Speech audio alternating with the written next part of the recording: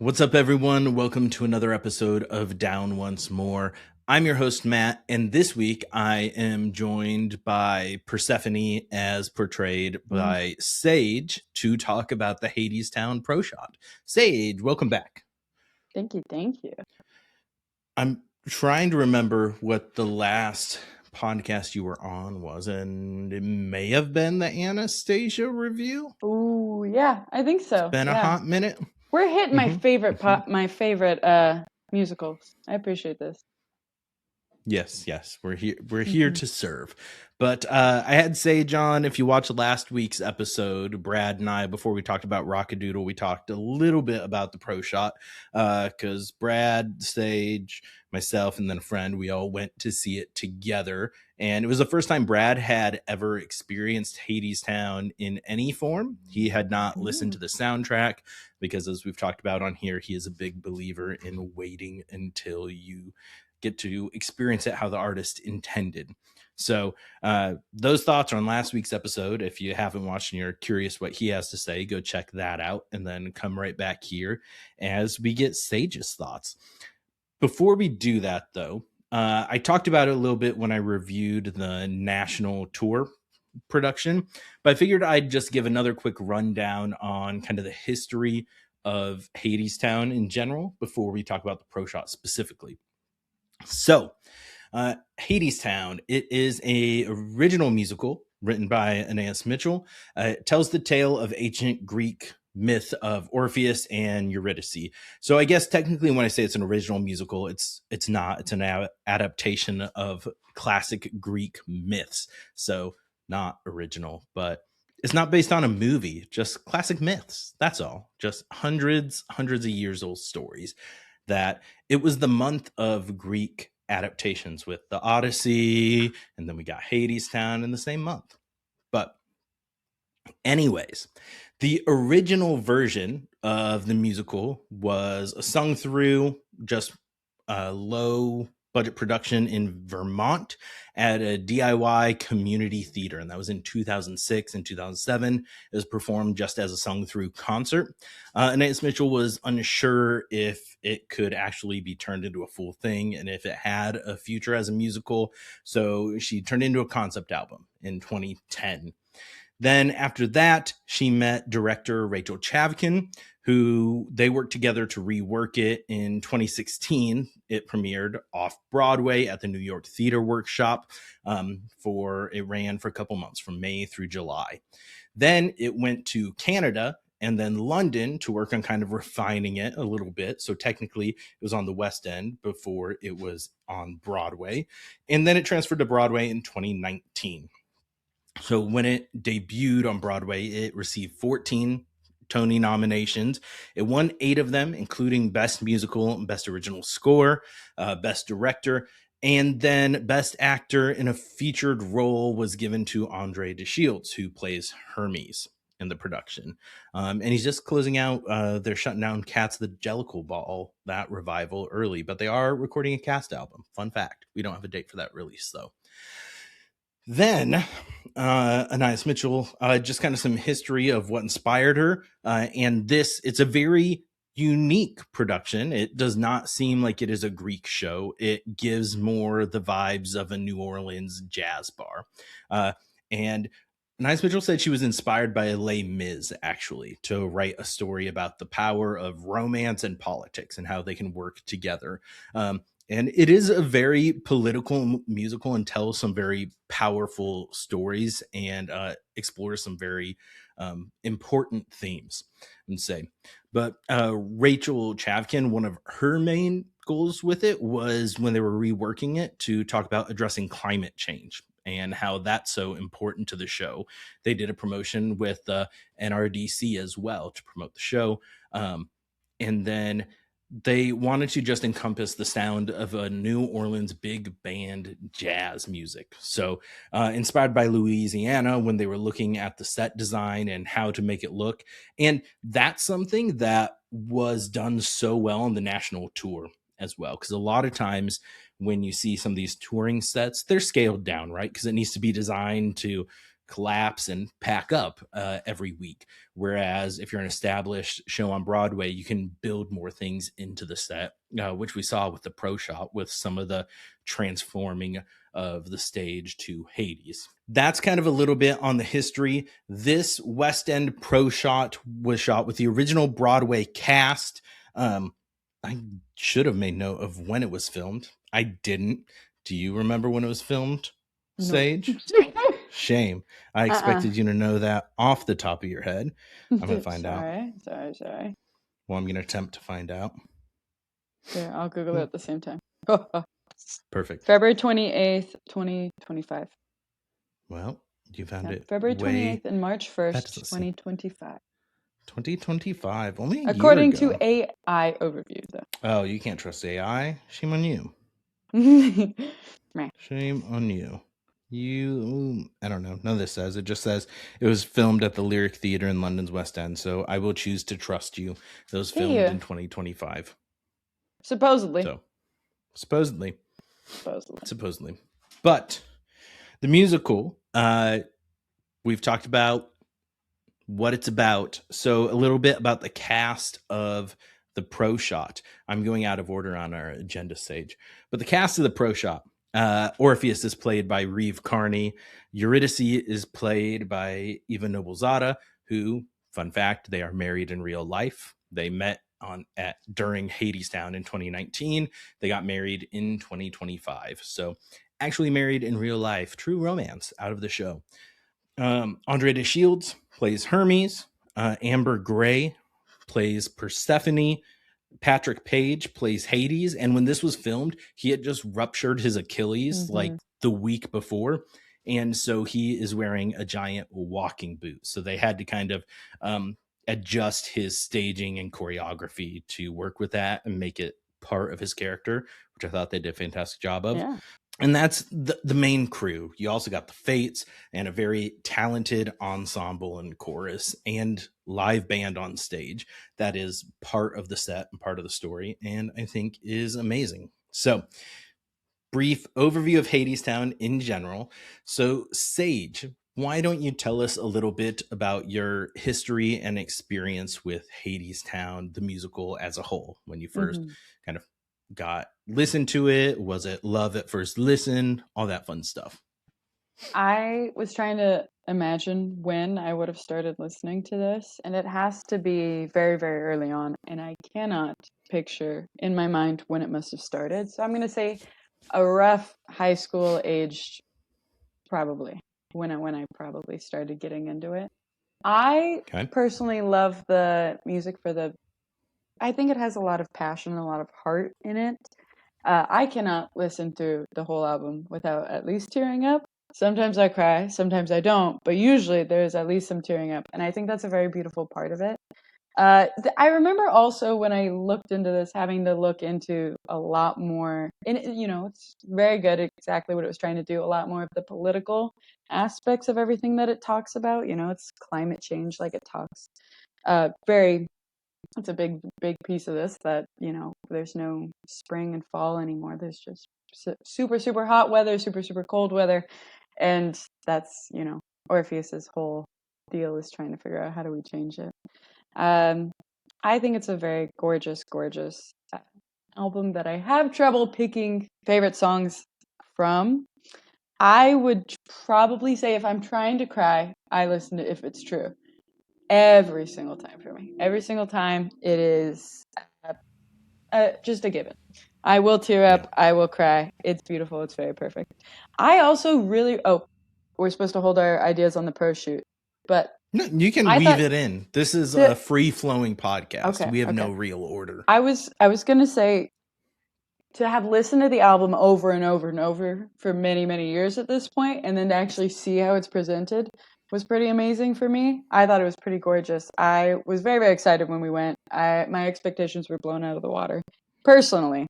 Especially seeing a lot more of like Persephone and how she not just like sounds on stage, but how she acts and how it plays into the storyline of everything.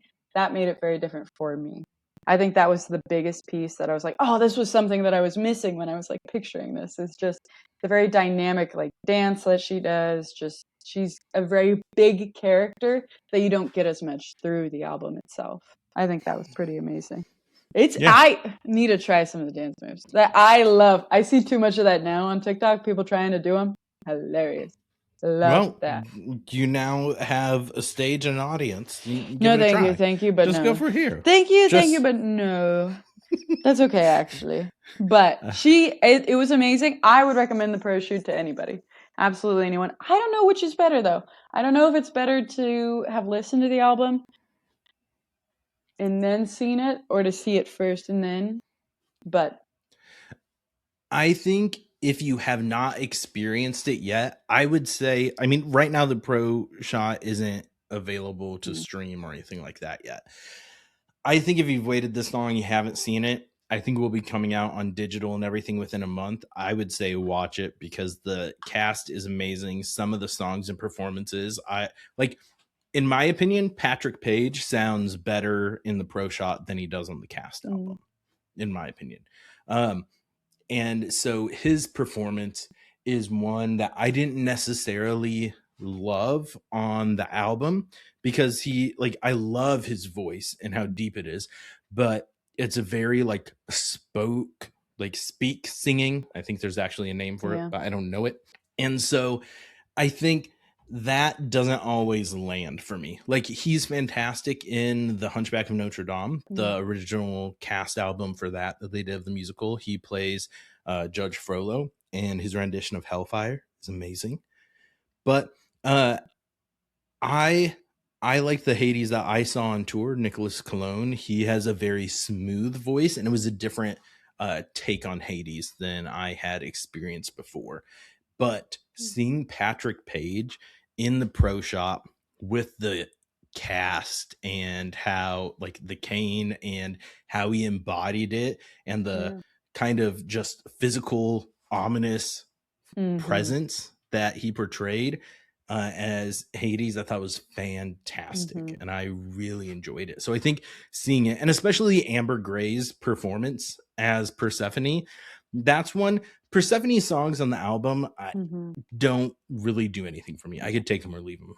However, and that's just my opinion and preference, her performance, her facial expressions, her physicality, the energy she brought to that role just elevated that role so much for me, in my opinion.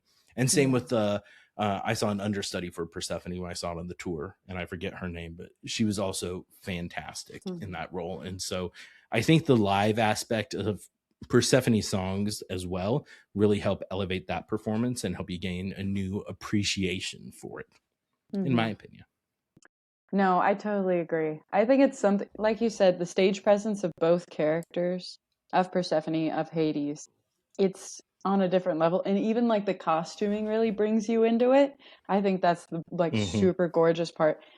I was very excited to theme along to this because I feel like there's been I've seen so many videos, you always look on TikTok, Instagram, everything like that. So many people are dressing up to go to the movie, and it's always the cutest little, they'll start with Persephone and they'll of course have something in their hair and some kind of green whatever, and then they've also got to have somebody in dark clothes and their sunglasses. I love that. I love when it's such good marketing, that it's such a clear brand. Doesn't matter what you're wearing, but somebody will look at it and they'll go, I'm fairly certain I know exactly what they're coming to see. It's so fun. Yes. I love that. Another great thing with it, I am absolutely in love, obsessed with Persephone's outfits and that green coat. That green coat is so freaking fun. The fur coat that she has, oh my God. And then to have the costume change in the middle. How gorgeous it is to go from a very similar, she has the craziest big sleeves, and every time she turns I try to see what the hell is keeping them up. It's insane. Magic. It's so much fun. Magic, gotta be. Or it looks like just a bunch of rolled up plastic. I have absolutely no clue. You should have just shoved some coat hangers up yours. That would have been so cool. You have them okay, accurate Persephone, it would have to be up here. It's insane. Correct. It's so fun. And I don't know. The costuming is amazing. Everything is just so gorgeous. And like you said, the set design is beautiful for how simplistic it is, even. It's Yeah. very good at story building, about world building with it. Yeah, there's really only one set change, and it's more the background that changes, right? Like you still have the band on stage, but it's when Orpheus goes to Hades, or Hadestown, and is singing that the walls raise up and kind of expand out, and it has like this ominous orange red glow, and so you get a very kind of suffocating feel once you're way down in Hadestown. So I love the spinny stage too. We have not talked about the spinny stage. It's so much and fun. The part in the middle that drops down. We are so good at knowing the technical terms for these things. Oh yeah. The up-down stage and the spin around one. Love that. Yeah. Big fan. Yeah. I like how the stage moves I up, down, and around. The joke, but then I'm like, there's no way I'm gonna commit to that. You went in costume. I was just gonna walk in place the entire thing. But I don't want to sound like I'm out of shape. I don't want to sound out of breath this entire podcast. So I feel like you could have got like a red handkerchief and that would have been something. I don't have any of those though. I did think of it. I did think about it, but I have none. I thought about getting like a flower. I don't have that. I went outside. I found it. Cutter. Nope. No, that's not quite. Not quite. The theming is not there. I'm bringing the woo factor. We've discussed this. I've got the woo. Thank you for bringing the woo. I will say, like, if you haven't watched a bunch of Proshots, you will be spoiled with this one. I think this is the most well done Proshot that I have seen, where they didn't do any camera cuts that didn't add to the staging. You felt like you were getting views that you couldn't see from the audience. Just some of the framing on some of the characters where they had it from the side with one in the profile, and then you would see like Orpheus or Eurydice in the distance, I thought was amazing. Some of like the top down shots when the workers are going down in the middle, and just like, I don't know, I thought the camera work, the direction was incredible, and I think it was the best Proshot that I have seen, and that seems to be a pretty general consensus from the filmography part of it. Cinematography, whichever. Yes. I'm not good at any of the technical one of an terms, not just musical ones. It's an ography. Yes, but not one. No, not one specific one. Not that one. It's an appropriate one. Yeah, this is a wholesome channel. Is it PG-13? PG-13? PG? I'm trying to think. I'm going to find out. Google is Hadestown. Well, I looked it up. I'm not even seeing a rating. Does not have an official rating. Okay. Generally recommended ages 8 to 12 and up. Yeah, like AI is doing great. I think that's fine. Maybe like there's a PG, some smooching. Like you can smooch in G-rated movies. Every Disney movie has kissing. Not Sometimes every. Different species kissing on each other. That's, I don't know. I don't have any opinions. I have no idea. It'd be happening. I feel like there's a Cinderella story movie though where they don't kiss, and it's because Selena Gomez was like 14 or something in it, and the guy who played Prince Charming was like 20.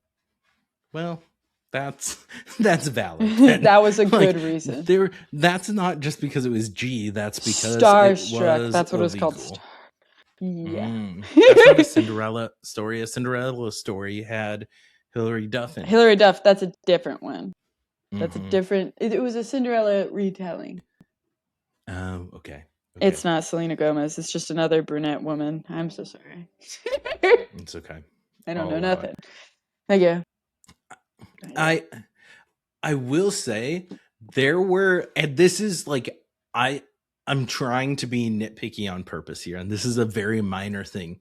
There were some vocal inflection choices that Reeve Carney made in the live thing with some of his enunciations that just made me go like, that was an interesting choice. Not like bad enough that it was distracting for me. It was just the parts of a word he was enunciating. And now it's been a few weeks since we've seen it. Yeah, So yeah. I'm blanking on what it was, but there were a couple that just kind of gave me pause. I'm like, what's he doing here? Also, supposedly Eva Noblezada had lost her voice like right before this. And so she wasn't at her full power either, Oh, which is amazing because she still sounded yeah, she fantastic. was fabulous. I Yeah. would love to see what the choreography was when the actor who plays Hades was, Hmm.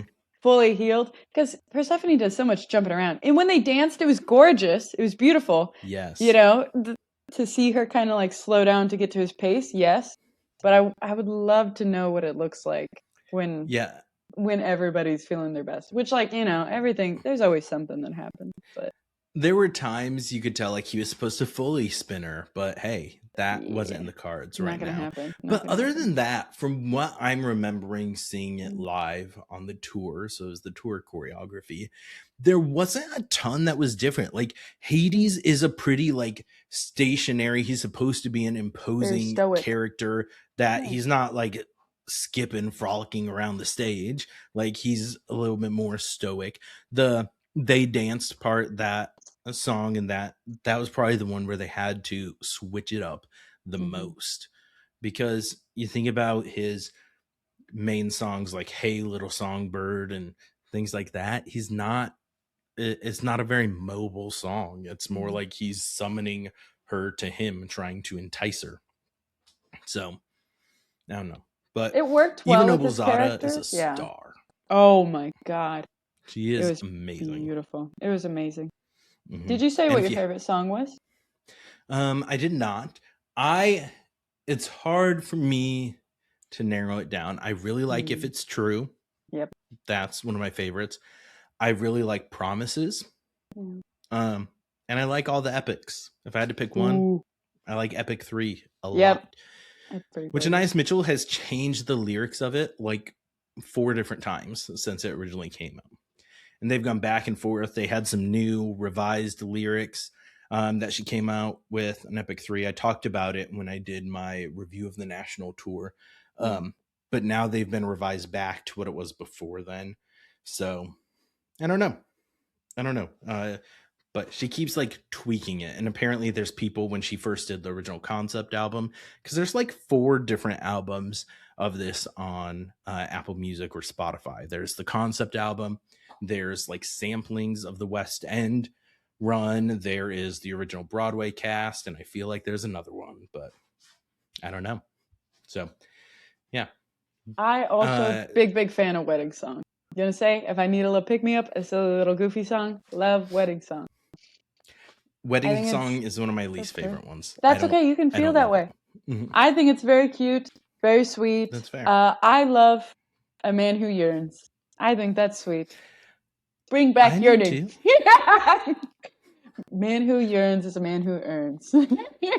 But you have to be careful so yearning doesn't turn into stalking or Oh obsession yeah, it's only attractive if you're both into it. in the Obviously, media. yeah, yeah. We all There's watched some, Obsession. We know what yeah. happens there. Well, there's this one theory in How I Met. Did you ever watch How I Met Your Mother? I'm trying to Of remember what course. this theory was called. Do you remember what the theory was called? It's like a romantic gesture is only romantic if both people think it's romantic. If They even called one it the person, Dobler Dahmer effect. that's it, Doppler So Dahmer. because there's in Say Anything when he's like holding up the boombox, and that's Yeah. his name is something Dobler. So- And they're like, but you look at that in a different light of if she's not into it, or they Terrifying. might have just been like if he's not hot. Oh, well. But I think it was all I think it was mainly if she's not interested. And they're like, it's completely different. So then we Oh, show yeah. those scenes from from that point of view, and you're like, that is Yeah. creepy. It's I mean, very most much, of yeah. the things Ted does in that show are pretty He falls creepy. in a Dahmer, always. Ted is Correct. not, no. He's not the hero of Correct. that story. He never is. Correct. And God, do also I love How I Met Your Mother. I watched that way too I, young. I don't know if it was like a strategic plan, because like Barney is the ultimate like womanizer in that, Yes. and he's played by Neil Patrick Harris, who is gay Very gay. Yeah. and married to the guy who plays Lily's boyfriend, high school boyfriend, Scooter in it. Yes. And Yes. they've got Yes. like 2 or 3 kids, but yeah. And Neil Patrick Harris very involved on Broadway as well. So, That's true. Yeah. but yeah, I enjoyed How I Wedding Met Your song Mother. is cute because it falls into Dobler. That's fair, but it was a bold strategy. His introduction, and she's like, "Who are you?" He's like, Love "The man it. who's going to marry I you." love that. I love that. Hermes, I was listening to it before this. Hermes going, okay, now be cool, be chill. Oh, You're going to be cool? You're going to be okay? And he's like, yeah, of course. Yeah, he's Okay, like, "Don't marry come me." on too strong." Don't come on too strong. And then Love that. and then Love he goes, that. "Come home I with love a me." chalant And man. she's like, Very chalant of him. do you? If you were at the bar and you're a single gal, and a guy just comes up to you and says, "Come home with me," are you entertaining that one bit? Well, then he follows it up. Who are, with, and then he follows it up with, and this is the Dobler Dahmer thing, because then if he follows up with says, who, if you're like, the man "Who are who's you?" gonna marry and he's you. like, "The man who's going to marry you," there's a good chance you're just like, "Get the fuck away from me," or you just go, "I have pepper spray. That's true. Please leave." You know, that's when you put the cover over your drink. Yeah. Like, yeah, it does. You got to be careful. In theory, it's a nice song.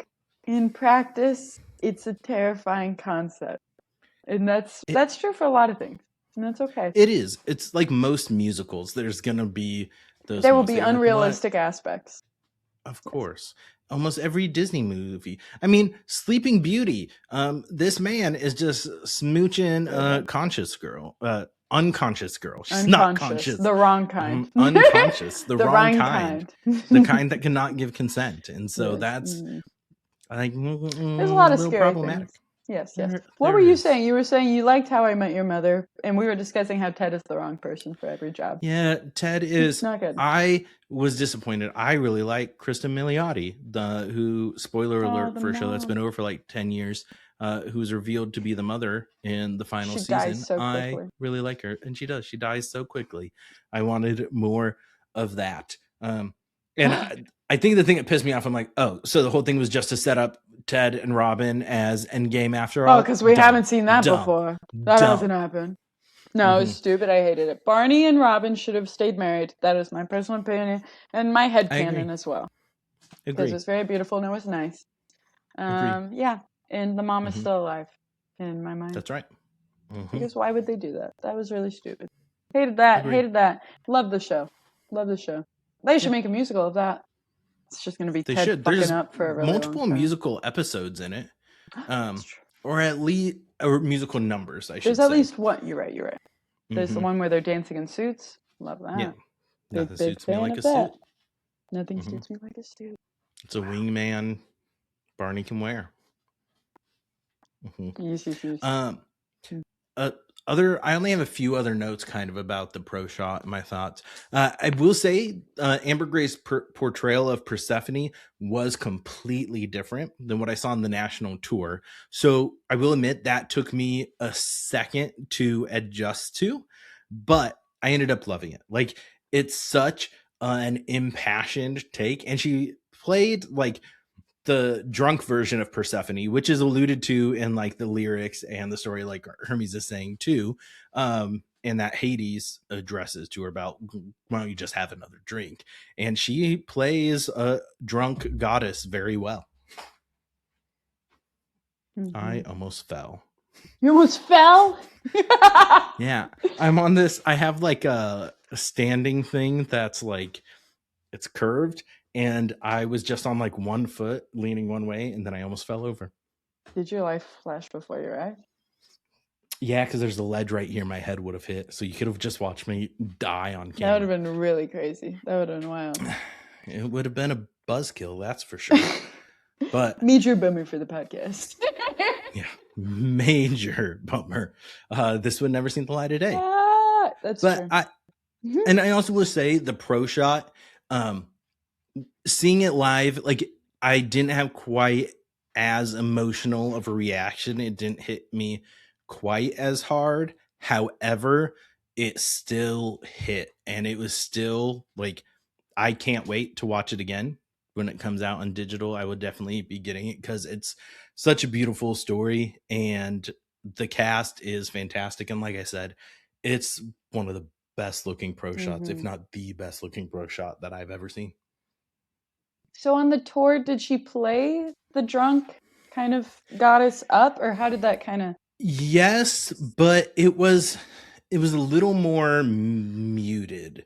I would say she wasn't like jumping around and doing all like she was doing some, but it wasn't quite to that level. Like there's the one where like she's like jumping. That's what I'm thinking too. The like back. And she didn't do that. That's crazy.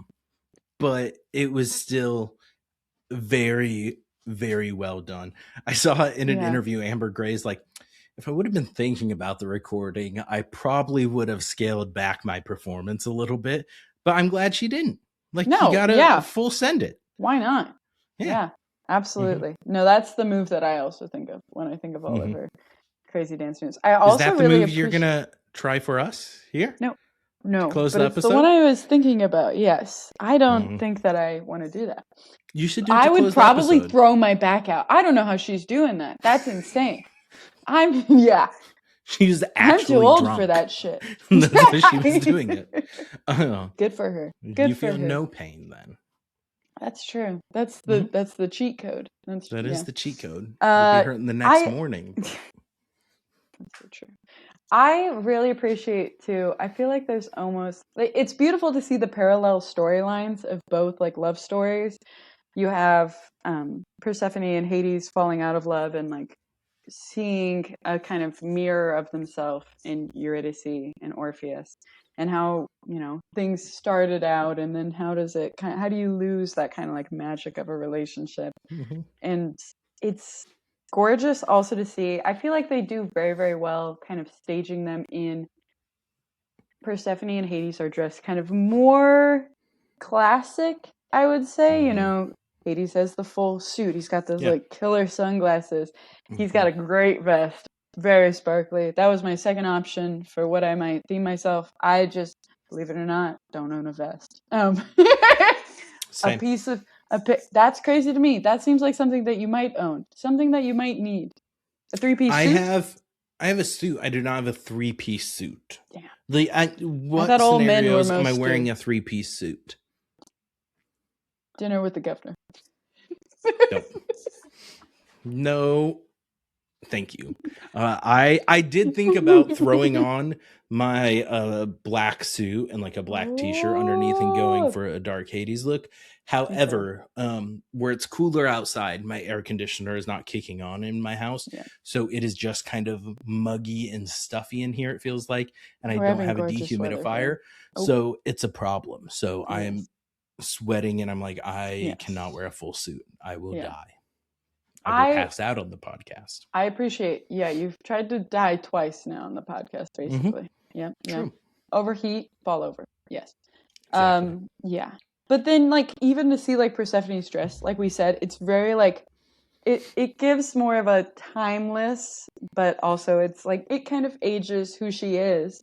Shows that both of them are kind of stuck in the past, maybe when they first met, and it's kind of pretty gorgeous to just see the juxtaposition also of just Eurydice and Orpheus and their costuming and how young, and it's beautiful to be in this like first part of the relationship, and then watching that from Persephone's point of view and Hades' point of view as they both kind of like look at and listen to the epic songs. That's the kind of I think the point where you get to see how gorgeous it is. I think it would be a totally different show if it didn't have that parallel aspect to it, and that's what really makes it. That's what makes it so gorgeous. It is, by all means, my favorite tragedy. Has to be.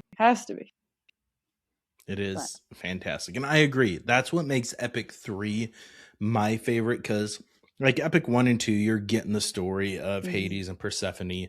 Epic 2, you get a little bit of Orpheus thrown in there, and then Epic 3 is where he's just explicitly stating the parallels. He's like, he was like me, a man in love with a woman, and just kind of reigniting their love. And you still see, though, like, even though Hades is having the realization and kind of waking up and kind of bringing the magic back again, where he has the flower, he's still got that desire to rule and his how others perceive him and not being viewed as weak, because that's when he's like, I'm not just letting you leave. And so, like, he still has that part of his nature. So it's like, okay, even though him and Persephone are kind of making it up and he's letting her go back now, you still get the idea that he's still the same person that he was. And so it's probably only a matter of time before he again is calling Persephone back early. Do you think so? Do you think? I do. Oh. I do. Because I think that, like, that him showing that with him putting the stipulation, the test, well, not a test, it's a trial. It's a trial. Is that what he says? It's not a test, it's a trial. No, it's not. Is it a trick? Is this a trick? Is it a trick? No, it's a trial. Yes. And so that, where he's throwing the stipulations on it still, and I think he still has that nature. Now, I think he is influenced by the fates a lot too. The fates are the through point here. They are the ones berating Eurydice and basically driving her to turn to Hades, and making the deal with him. They're the ones that are just inflicting those thoughts of doubt on Orpheus and just elevating those thoughts and the doubts he already has, just bringing them more to the forefront. And they're the ones telling Hades about how he'll seem weak if he lets him leave. So I don't know. I think and the fates were fantastic in this. Oh my God, yes. Yeah.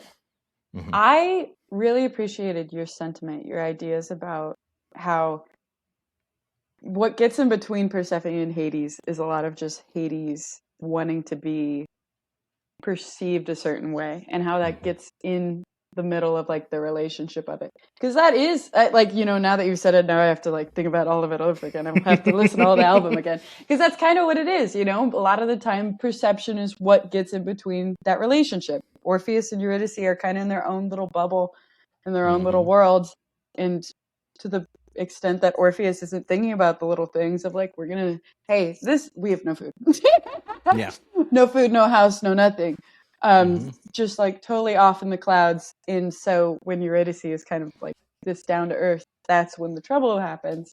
And so like Hades and Persephone are such a different idea, where Hades is so stuck on the materialistic things of life, and, you know, how is he going to be seen by everybody else, even to the point where he can't he has to have a compromise. He can't lose to this. I think that's such a crazy way to also see it. I haven't thought about it like that, and I appreciate it.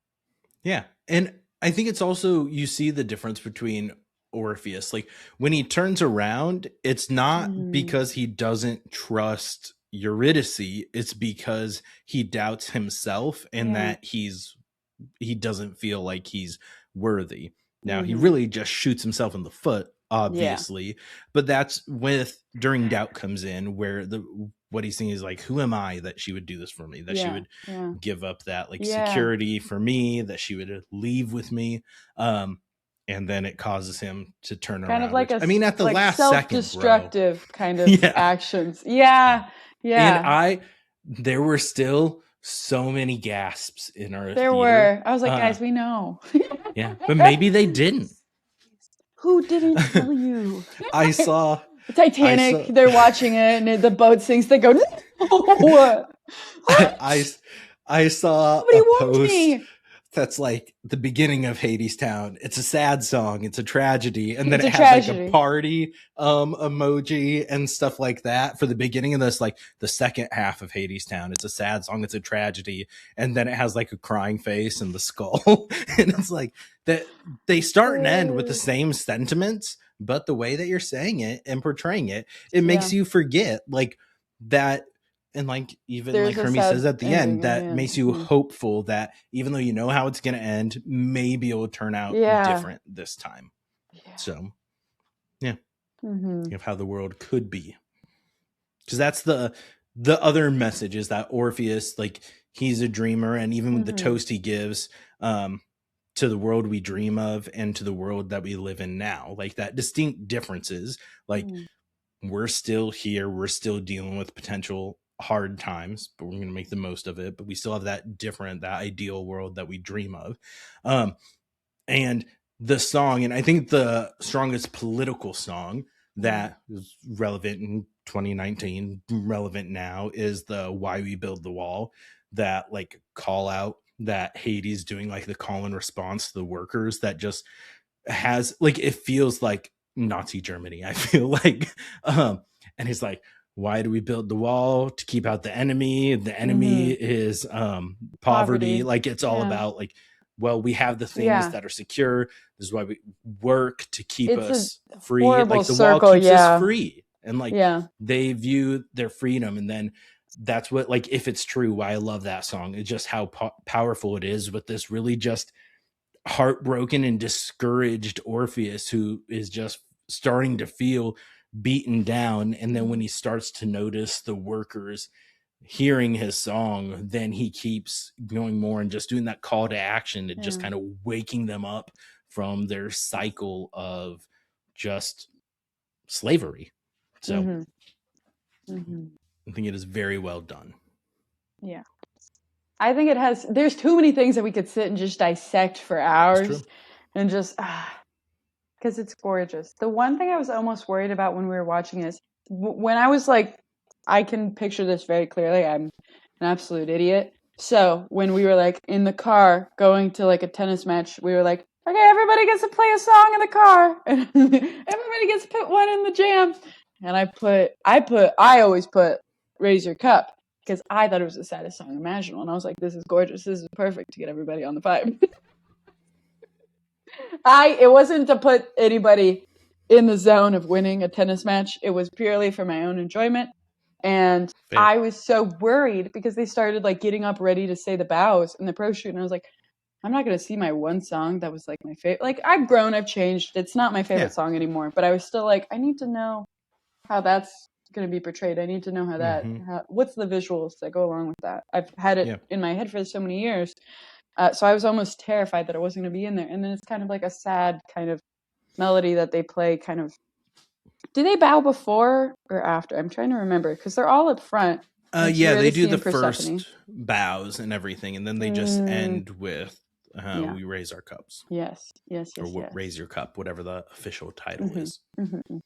But I thought that was a very gorgeous way of doing it too. I was just terrified I wasn't going to hear it. I was so scared. Got it. And I got it. Thank God. I thought you were going to say the part you were most scared of is when you were very loudly shushed by the man. I was very loudly next to you guys. But for the record, it was before the show had actually started. Now it was after the trailers were over. That's true. That's true. And it was There's like some outside of the points. Theater. Yes. But it was clarifying. We were quiet afterwards. I didn't hear a peep out of you. We did not peep. You were shamed into silence. I think he was jealous of all the snacks men trying that we to had. silence women. Always. Shame. You know what? Whatever. I think he was. He left the theater so fast. He refused to leave at the same time as us. He left his family behind, actually. It was when we got out, I was like, I saw like the lights. I don't think the lights had came up yet. This man like darted out of the place, and his family was still in there. So when we were leaving, I was like, "Where's that man? Where did he go?" I was worried. What if I wanted a civil conversation? That's right. You wanted to have a discussion. I wanted to ask what he thought of the show. I was worried there were going to be people treating it like a sing-along. And that there was a little. His family was doing that. Oh, were they? Like, I couldn't they hear were. Him. And I went, I was further away. This is why I had to be quiet. You should have shushed him. No. Like, hey, I want to hear them, not you. Like, what's that called? It starts with an R. I don't know what it is. It's when you do something. RESPECT? I know. Revenge, retaliation. Retaliation. It's just retaliation at that point. Yeah. That's fair. That's true. It would be. There was some singing along by people. Not much, but which I appreciated. I had troubles. I was hoping it was going to be more surround sound, but it felt like it was kind of. And maybe this was just the that we were at. It was kind of just coming at us from the front. So like, we were bringing in snacks, obviously. Mm-hmm. So when you're opening a wrapper, it's a lot easier to hear that when there's not just sound everywhere. So I did feel a little bit bad about that. But I ate all of my snacks before the movie started. What? How do you do that? What do you do with yourself during the show? I typically just watch the show, I think. Mm-hmm. I went to see Spider-Man and the Odyssey. Actually, the Odyssey, that's a lie. They had, those cookie dough bites? You ever have those? Yes. They had mint chocolate cookie dough bites. I did. When you say mint chocolate cookie dough bites, is this like a normal cookie dough? The little chocolate covered little balls like those? Was it like a double chocolate chip cookie, or was it just like the regular plain normal? Sorry, I shouldn't do that. Actually, I'm gonna put my hand down. What did you do? I made a circle, and then I was directioning around it. It was not what I needed to do. Cut that out. Cut it out. Wait, what's that one? No, I did not get a rim job at the theater. Cut it out. So what I was trying to say was it a vanilla cookie dough, or was it? It was chocolate? mint cookie dough. What? With chocolate coating. Mm-hmm. So green? It was delicious. I think so. It was dark when I was eating them, but on the bag they were green. But it wasn't it was like $4, which like it was a full-size bag. And so like it wasn't bad price-wise. I didn't feel like not horrible. But usually I get nothing at the theater. Usually wife will sneak a water in and that'll be about it. Sometimes there's a snack or two, but as a man going by myself, I don't wear cargo shorts anymore. That was high school me, and I don't carry a purse, so I have nothing to smuggle snacks in. Like I'm not keystering that. That's no one wants. You could you could wear a coat. This could work. It's 105 outside. Yeah, I'm gonna wear a coat. That's not suspicious. You're not dedicated to your craft. Not dedicated. Oh, a beautiful glass. Raise your glass. It has nothing in it except a mountain. Oh wow, that is lovely. Thank you. Mm-hmm. What were we saying? But, snacks. Snacks, theater. Yeah, I ate all my snacks. You're legally required to bring snacks. That's a given. And then I always bring in a sparkling water, and I have to really wait and just hope that I like open it at the right time. Sometimes I'll get a 32-ounce beer at the theater. But I drink it fast, and then I have to pee like 4 times during the movie. I know someone that got a 32-ounce beer before Obsession, and drunk watching Obsession probably sounds like my worst nightmare. I feel in my heart that I needed to be as sober as possible for that. You'd be drunk off a 32-ounce beer? Yeah. That's like 2 beers. Yeah. I was not. I don't know about you, but when I go to a work dinner, it's a 1 margarita, and then I gotta slow down. I don't drink at work dinners. Oh, I think it's a requirement where I work. My boss says must be he has a 2-drink. He means to say maximum, but every time it comes out of his mouth, he goes, "I have a 2-drink minimum." Nice. Well, that's what a lot of comedy clubs do. You have to buy at least 2 drinks. Fun fact. Oh, wow. One of my old jobs, they did on Fridays, they did happy hour. So at 3:30, you would start drinking while you worked. So they also had mandatory overtime. So they didn't care about that? Got a ride? No. What? They didn't. What the shit? It was a startup. They didn't always make the best choices. But I will say, they did mandatory overtime during busy season. I always volunteered to do my mandatory overtime on Fridays. I'm like, I'm going to have to work here more than, because the standard work week was 45 hours. And so during busy season, you'd average like 50 to 55 hours. And I'm like, if I'm going to be here that long, I'm going to be drinking for 5 of those Were you salaried or paid by the hour? How is this working? Hourly. So... okay. Thank God. It paid out. You were getting overtime pay, good, but they taxed the shit out of that. So it's not really that much of a difference. So you're in HR. You should know this. I'm I guess you're learning. not in payroll. Yeah. That's true. Yeah. I'm not in payroll. That's so true. Any thoughts? Any final thoughts on the Proshot? My final thoughts on the Proshot. I think like we said, just to reiterate how gorgeous it was and how amazing it was to like listen to this album for years and years and years and then finally see it in person. I was stoked. It met every expectation that I had for it.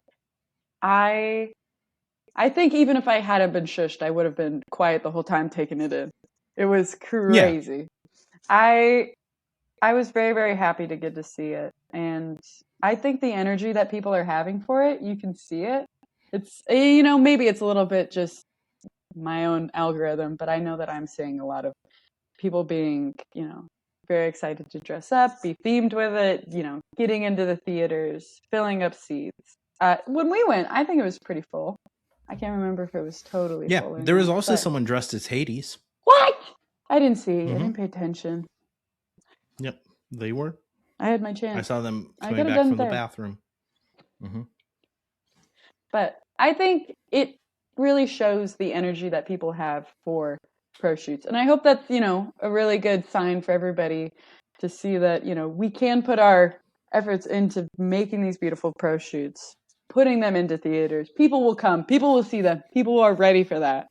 I love to see it. I really enjoy seeing, it's different to be sitting down listening to an album on your own, but to see that there's other people also finding such joy from it's really beautiful to see that in a community. Yeah, and it was the highest grossing Proshot that released in theaters. So like big ones that have released, like Hamilton did, but I mean technically that was years after it had been available on Disney Plus. So a lot of people had watched it. So I don't know how many people went, well, a lot, because it still made like 10 million, I think. Hadestown made, I think, total in their run like 18.2 million. Because originally it was only going to be out for 5 days. Then they did extend the run, which it had a decent drop off in the second weekend. But there were also like big movies opening up and things like that they were competing for screens with, as well as because like Spider-Man came out the next weekend. So like they were dealing with that. As well as just like you advertise those 5 days only. So the people who are really passionate about going were going during those 5 days. Yeah. And so then they weren't able to be on as many screens the second weekend because theaters weren't already having them slotted. So they were just getting a few showings a day. But still, it was a great turnout. I hope it means we get more pro shots, because like the Waitress pro shot is fantastic. I love a good pro shot. I watched the Merrily We Roll Along one, and it was fairly well done. But this one, like this set the new like gold standard for pro shots to me. This set the bar high. So I agree. Okay. So I decided, people hear me on here talk about the things that I enjoy and would recommend all the time. So since I have you on here, Sage, as a guest, I want to get, what are your recommendations you would give to the people, whether movies, music, book, whatever you want, podcast. I open the floor to you. This is your chance. Okay. I would say I had to look at my first, starting with books. I am a big reader at the moment. I think I'm at about 36 books for the year. So I've had quite a few of like 5 stars lately. The one that I finished most recently is Cherry Baby, which was very, very good. I was reading it for my book club. It's a kind of local to us. It's a Nebraska author, and it's a very, very fun. I shouldn't say fun. It's a very good book in the fact that like it's fun, it's good, but it is a woman who's going through a divorce. And like something that's happening. Divorces can be fun. Divorces can be fun. Write that down. But she's going through a divorce, and like the crazy part of it is like her ex-husband, he wrote for a comic strip, and it was like basically a telling of his life, and so she's in it. So people recognize her as this character who's called Baby. Her name is Cherry. Her name is Cherish. She goes by Cherry. And so she's kind of discussing how that's going, and how hard it is, walking around in a town where people see you as just one thing. And I won't spoil any of it. It was very well written. It was very beautiful. I enjoyed it immensely. The one that I've been reading a ton lately is I just finished the third book in the Empyrean series. I finished Onyx Storm, and it left on a crazy cliffhanger. I need the fourth book. Hopefully, it will happen soon. Our friend likes to tell me, I don't know that it is. I don't think that it is. I don't think the fourth book is out. Our friend will tell me that I need to reread all three of the books again. These books are like 600 some pages, 600, 700. They are dense.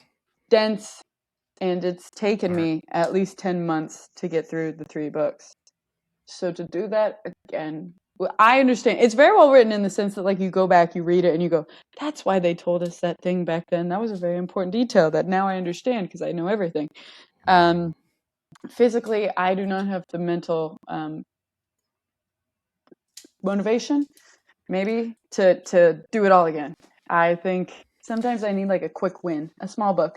Cherry Baby was that for me. It was perfect. It was quick, made me think, but also it was pretty short. So I loved that. For TV, movies, shows, I'm trying to remember what it's called. Have you seen Rivals? No, you told me about it. I've told you about this. I have not. It's on Hulu, Disney Plus, right?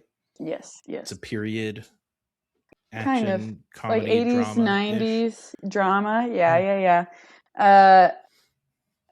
Very raunchy. Watch it with your blinds closed. But wide super open. Good. Love it. It's so fun, so good. I had a buddy of mine recommended to me in grad school. I am obsessed. I am ready for season 3. I cannot wait. Music. What have I been listening to music-wise? Good question. I'm listening to a lot of Role Model. A lot of Somber, a lot of just, how I was going to say, wimpy boys being sad. And I thought that was, which is true. It's kind of true. It's kind of fun. God forbid. Like I said, man who yearns. It's been a nice little time. I think that's a lot of what I've been consuming lately. Last week was Shark Week. I was on vacation. It was all that we were watching on the TV. I was going in fucking insane. Oh. I was not happy about it. I was not. You were like, did you enjoy Shark Week? No. I had a really bad time with Shark Week. I was very confused. Did you think I meant that I was saying that it was my time of the month? I sure did for a second. I'm like, I feel. Why would I bring that up? It was literal Shark Week. It was the week where people have documentaries about sharks. I was so confused for a second. And I'm like, I guess we could go there. I've never been so angry. Yes, you have. But hey, we should destigmatize talking about periods. It's a normal thing that women have to deal with that men are lucky enough they don't need to. So feminine hygiene products should be free and easier access to them. And destigmatized. At my college, they were. Score. Amazing. Score. Great college. Drop that in the description. College. No, just not even my college. Pads, a college. Go here. Highly recommend college. I was like back and forth. I was like, can I say what college I went to? And then I went, maybe I don't want to. Fair. College. I don't know that I do recommend college. You don't. I feel like you can learn some good things, have some friends. A lot of the time, though, it's just like in the workforce, it sucks because most jobs require you to have a degree, even though the degree most likely means jack shit for your actual job. But it does teach you to learn. I think that's an important part of college. It shows you're able to learn, you're able to pay attention. Yes. And you've been taught how to learn. How does my brain work best? Am I going to need to read this? Am I going to need to see this? Kind of. I think that's an important aspect of it. But like you said, a lot of the concepts, you're not going to use that. It's pretty. And the college system and student loans are just fucked. Student loans? That's not fair. Good. Mm-hmm. Yeah. Did you have student loans? I paid him off, but yeah, I Oh, did. I went to community college for the oh first couple yes, you years, talked got my about this. associate's degree, That's a so good a way to little do it. cheaper there. Then transferred to I went to UNL, University of Nebraska Oh, Lincoln, big enough mm, one. And there are lots of big enough people with one. my name that went there. And so it, it's the same degree at the end of the day. You pay a Yeah. fraction of the cost. So I didn't take out any student loans at the community college, but I did when I went to UNL. Mm-hmm. It was more Yeah. expensive. So UNL I think I expensive. graduated with like 12 grand in student loans. So not awful. Got them all paid off Yeah. Very quickly. nice. So Yeah, yeah. I agree. I think college is not the first thing that you should look at. I think trade schools are wonderful and they get paid very, very well. Mm-hmm. For like a 2-year degree, there's tons of people. I work in manufacturing, so there's tons of people you can go in, get a 2-year diploma. Yeah. You're gonna get a great job. I'm gonna be very jealous, and I don't know. I think more Yeah. people should look at that absolutely, rather than going into debt and possibly doing something that they don't enjoy. I think Right. that's a You very should real fear. consider what you actually want to Yeah. do. Like I had to choose a major. No, I had no idea what I wanted to do when I graduated high school, college. And so I Because who decided to does? go Yeah. and get a business degree because it's the broadest degree out there, which almost everyone does, specialize in business management. And the reasoning that I said as a joke, but if we're being honest, it was kind of true why I decided it. I'm like, I've watched The Office. I could do Oh, so much better than Michael Scott could. that's crazy. That's crazy. And you've So told like people business that. management. I That's sure wild. did. I sure did. I I mean, thought it was about in high that many school. I was telling times. other high schoolers that. Oh, okay. I thought you were just walking into, probably interviews like, well, why did I choose this? You might ask. I'll tell you. I've never been asked why I chose my degree in interviews. Mm, Is I don't know that someone I racing have. motorcycles outside your apartment? I think you've heard it a couple times, but they're Mm-hmm. drag racing out there, and not the fun kind, not the cool School. kind. The kind where Oh, you have a very I got small you. penis. the car racing kind. That could I be don't know. beneficial for drag as well. Easier to tuck. I should let them know. Hey guys. I've got just the proposal for you. Business, not marriage. That's right. What was I thinking about? We're talking about college. We're talking about student loans. We were losing it. The We were last losing the 10 plot. minutes Interview. has When we worked together, devolved a lot. I often thought about. I was like, this could be a TV show. This could be good. This That's very fair. easily. Yeah. That's fair. When I was in an internship, though, I think very much. When I was in an internship in Missouri, I was very much like this. Could be a spinoff of The Office. Damn very right. easily. Mm-hmm. Everybody should have one of those jobs. Do you feel that your startup job was that this could be a spinoff of The Office? 100%. Mm-hmm. Mm-hmm. Very much so. Mm-hmm. Especially like when I first started, there were like less than 100 people on the that worked for the company. So on Friday afternoons, you got to request whatever kind of beer you wanted. And they had one guy, they gave the company card. He would drive to the liquor store and he would get everyone a 6-pack of what they wanted. You didn't drink all of it. Other people would partake in it. Okay. They were icing people. Which, do you know what icing is? Yes. What? Yeah. You asked me if I Doing didn't that. know what that was? That's crazy. I don't know. I don't know if the kids are icing there. people. I didn't know before then. I learned at that job. I was homeschooled. And I never lived on campus in college. So I was never iced on. I don't think I've ever been iced in my life. I do know what it is. I have seen. Now Hey, we're gonna don't play take an that icing as a game. please. No. Hey, I'm going to. you see how much? You know I'll what? hide it. I drank I'll my hide it in whole my little couch. cider. I was just So gonna next say. time when you spill your wine down my couch and you go to clean it up, you will find an ice and then you'll have to drink more. I go, oh man, and then I'll spill that in your couch too. Ugh, I'm very those consistent. things would be sticky. I didn't spill. That would be horrible. Yeah, I didn't spill any of my little cider I had in here. And that one had no lid. The cup I gave you had a lid. It was a wine cup with a lid, and you still managed to spill it. I'm a very talented woman, and I think we've established that. That's right. That's right. Well, Sage, do you have any final thoughts or things you want to leave the people with before we end the podcast? I think final thoughts would just be to watch the Proshot and dissect it in every single way. Make so many theories, have so much fun with it. And I think that's how every, piece of media should be. You should be able to look at it and be like, oh, but I can see this from so many different more angles. Wouldn't that be so fun? Because here we are even talking about it still. And we've been listening. I've been listening to the album for a couple of years. I think when we worked together, you had started to listen to the album. Is that correct? It was like right before you were. I didn't finish it though until I saw it live. Like I tried listening to it once and I wasn't vibing with it. But then before I went to see it live, I'm like, I want to be somewhat familiar with the songs because I prefer seeing that because sometimes you never know. Some different actors don't enunciate as well, or sometimes there's audio issues, and you're like, and the lyrics of a lot of shows have so much meaning to them, and I think this is definitely one of those. So I'm like, I want to at least have a baseline of it. And so when I started listening to it more prepping, I started really enjoying it. And then when I saw it live, then I was just sold. Like I was gone. I think on Hadestown love. It's pretty beautiful when there is a piece of media that you can sit down and just keep thinking about, though.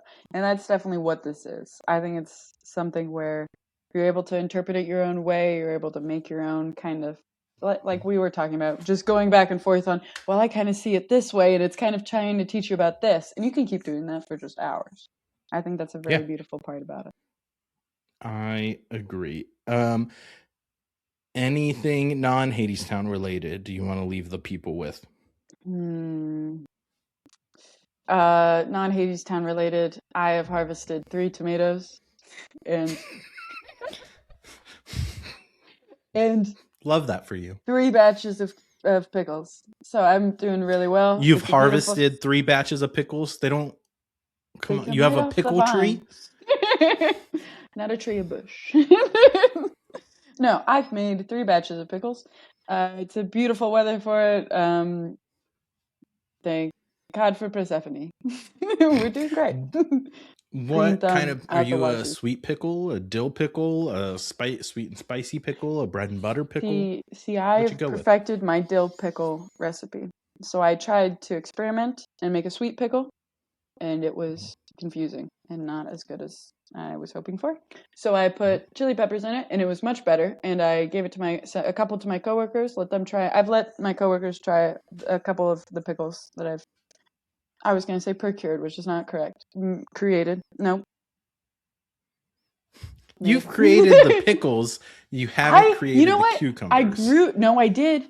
I started the bush from a seed, and then it grew, and I watered it. God created the cucumbers. Or Persephone, depending on how you I have every piece of this. I've had a hand in all of it. And I've been told that they were very, very good. They've been well received. I've got a 3rd batch in my fridge. There's something different about them, but I don't know. And then I tried to make one of my... I've perfected my recipe, but then there's something weird with this batch. Something happened to that one. I don't know. Well, if you make a good batch, like I thought we were friends, and I have not been invited to try your pickles once. I have not. Yeah, that's true. That's true. When our friends took care of my plants while I was on vacation, I did offer them that they could eat the pickles from my fridge that I had made, and I don't think either of them took me up on it. So how rude. We'll have to text them that as well. That was a 2-person job, taking care of your plants, or were they tag teaming it? They were tag teaming, alternating. Yeah, but then it rained the second half of the week, so it worked out fine anyways. So it was not a difficult job that I was asking for. Is anything missing from your house?